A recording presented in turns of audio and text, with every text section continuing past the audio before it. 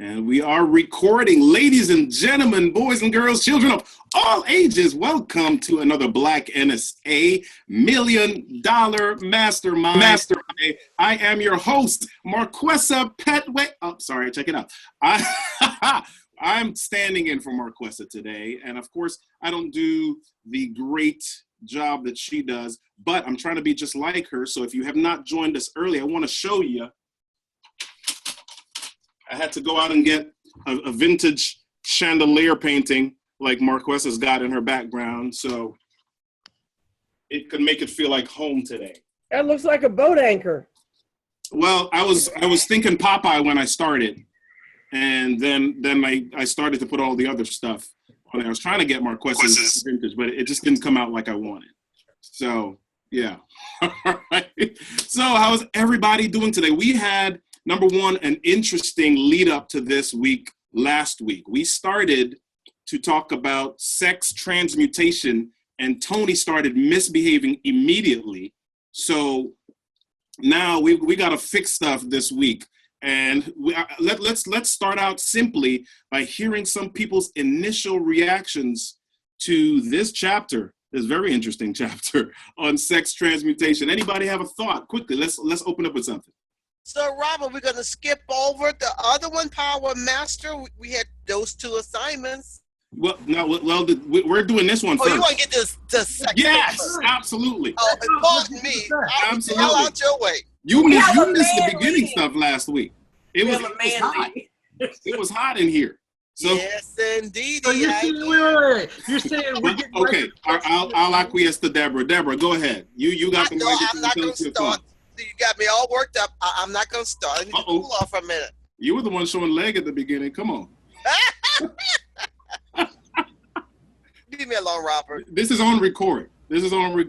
Okay. So, anybody want to share with us a quick thought about the chapters from this week? It was just interesting to me how he equated, or how he tied the energy and the drive that's natural in sex, and how he tied it to creative, I can't think of the word, the two-word thing, how he tied it to, in a controlled manner, it's what creates that heightened energy to make you a better salesperson, a better ideator, a better whatever it is you're doing. So yeah, that was interesting. Awesome. Yeah. Thank you, Sylvia. All right. Anybody else? I think for me, it's actually taught in a lot of systems. You go into the Tantra system, you go into energy. Your energy from your root chakra is the energy around the sex organs. So when you are actually trying to get yourself to be in a creative flow, there's a lot of body of work about that, where if you're sexually repressed, it actually impacts your money. And when people are very sexually expressed, I will say, their money flows better. So, wow. Yeah. Okay. And ideas flow better. Yes, because it's all creative. It's the same concept. It's the energy that creates. Mm. Huh. I'll be back. The other thing that I thought was interesting was he talked about that same energy, your presence. We talk about somebody who walks in the room and they own the room, and they have that powerful presence, and they dress to the hilt, and just there were several things I thought, that's pretty interesting, because we do talk about that magnetic personality, and she's got presence. Yeah. That is why pharmaceutical sales reps are former collegiate beauty queens and cheerleaders, and they make bank. Yeah.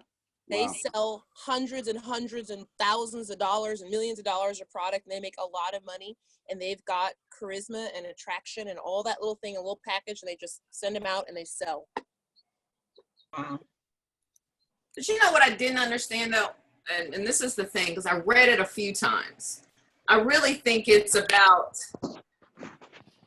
and I think they said this in the book. I really read it close. It's not really about the act of sex as much as it is about the state of mind. Mm-hmm. Right. You know what I'm saying? Because I feel like it's, it's about your sexuality. And so it can be on the inside, and it doesn't require an act of sex.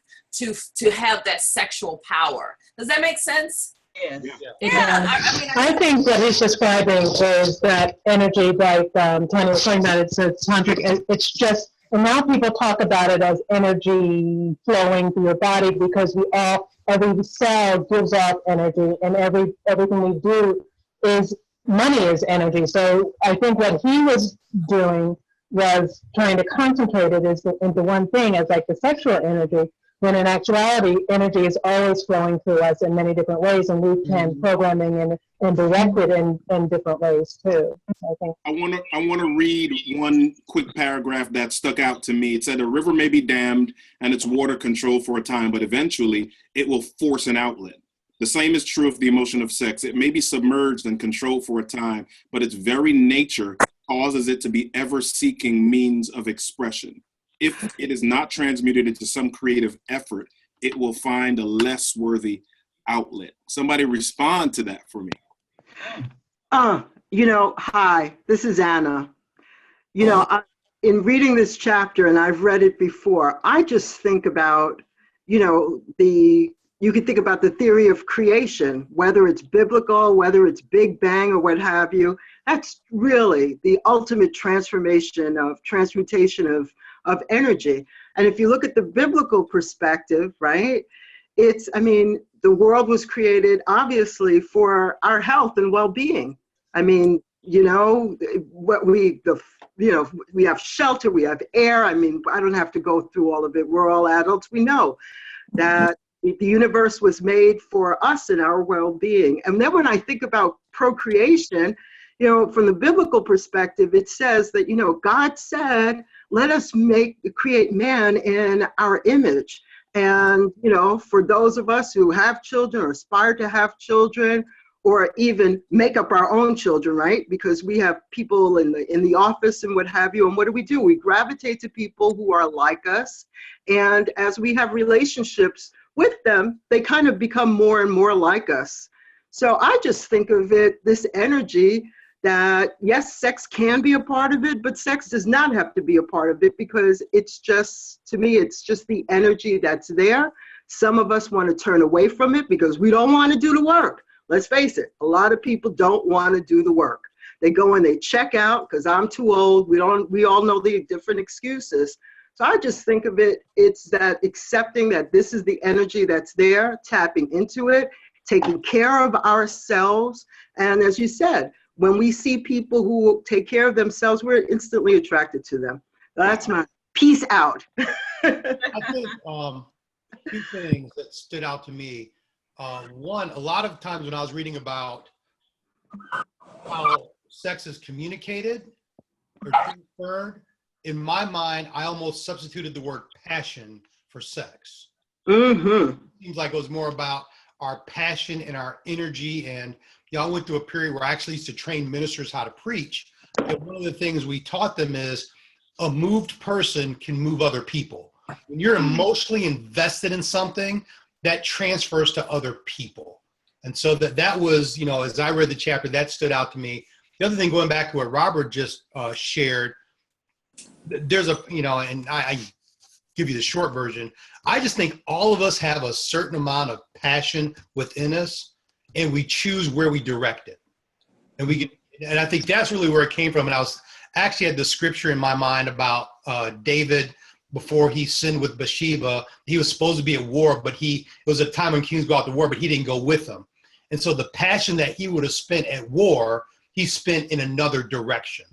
So for me, I think we have this capacity, this energy, this, the chakra, the whole part of it, but we choose whether we repress it, whether we make it our slave, or whether we become its slave. Then we choose what directions that we send it. Wow. I was going to go off on what Tony said, because that's exactly where I was at with that as well.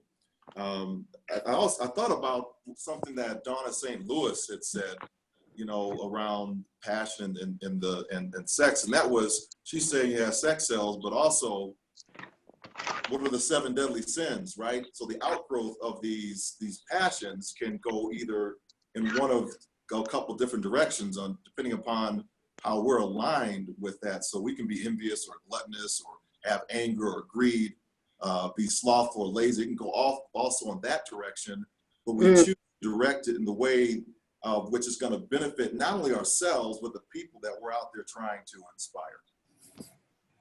Wow. Okay. All right. It is about This is 5:57. Deborah. We want to get moving into our breakouts by 6:05. So I'm going to turn it over to the illustrious and what's another great word I can use for Ann McNeil? Come on. Ann, what do you have for us? Well, you know, I have to just make one comment on before we wrap up, and that is the very first paragraph in the chapter.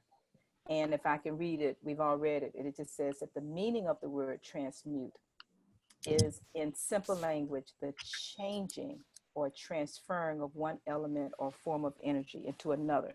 And I think that John and Tony, we're all basically acknowledging the fact that we all have this energy. And I think someone just mentioned, I forget who's on the Samsung, I can't see the name, but we've got to decide what direction to send it, but we've got to be willing to do the work.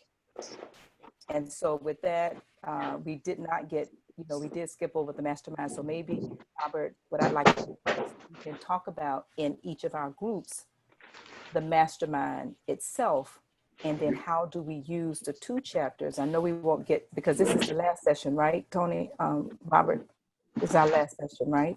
No, we have a session next week, don't we, Marquez? I know that's the one with. Yeah. Okay, so then Tanya, you're saying 2 more, Tanya? Okay, so we can finish the book then. Okay, all right, so perfect. We can't hear Marquesa, but okay, so Robert, what I'd like to suggest is that if we do go ahead into our groups and invest the time on the 2, but definitely the mastermind, because I think that after all of these weeks are over, we really need to understand where do we go from here, whether we participate in the next session or not, but really understanding what does it take to have a really good functioning mastermind group. And I think that we all understand now that even though many of us have read the book before, many of us have been in mastermind groups before, but when you mix the 2, you get a different product. Would we kind of all agree to that? And turn the 2, I mean, this book along with the mastermind process. So what would happen if we were masterminding, but we were not using the principles of this philosophy? Okay. And the difference that it would make. All right, I'm pushing everybody into the group shortly. I'm not sure who Samsung is, though. That's me. I'm not sure why I come up Samsung either. What's your name, though? Anna. Okay, this is Anna. Okay, thank you, Which Anna. Anna is that? Avila's or Stuart? Anna Vilas. Thank you. Okay. All right, let me see. Make sure. Okay, Anna's in movers and shakers. Okay. Yes, thank you. All right. I think we got everybody taken care of. All right, so before we jump off here, and I am going to see if we can get a group picture really quickly. Give me a few moments. All right. Do you know which group are you with this weekend? Wherever you want to put me, I'm fine. Yeah, I'm deciding now. Okay. Where were you last time? With Robin. Yeah, I think you're with Teresa's group this week. Okay, Teresa. Wait a minute, Kevin, did you want her with your group? No, I was saying she was with group 3 last week. She was with us last week. Yeah, Robin's. Okay, yeah, so you're with Teresa this week. Okay, so that's group 2. That's the... Shavana has been trying to get in and is not able to. Can someone put the number to call in the chat, please? And I can give it to her. Okay. She's got to be transmuted. All right. I just put it in there for you. No, she needs the phone number, Marcus. Yeah. Yeah. She said she has the meeting number, but she hasn't been able to get in. I don't know if it'll do that. Oh, okay. All right.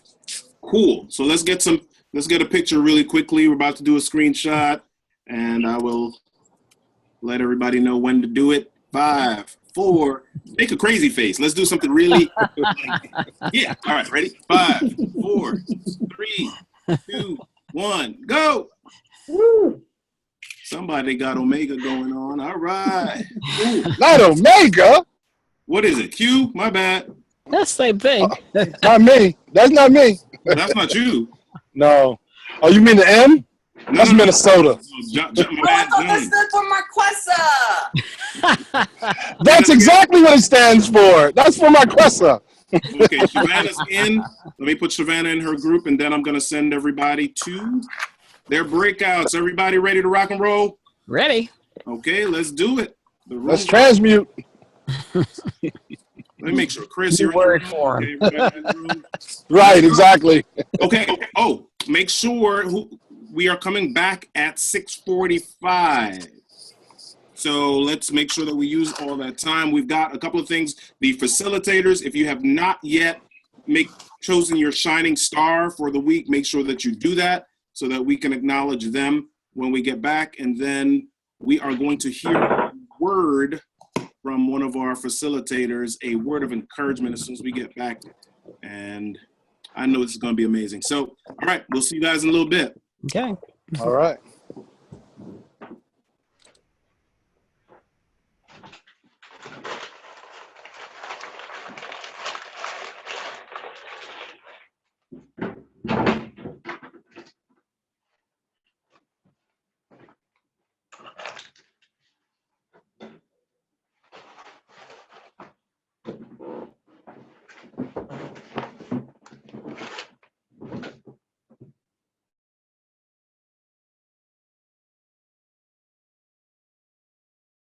All right, Savannah, and there we go.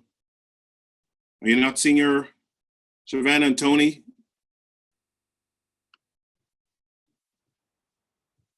Are you seeing your room yet, Savannah? Hello?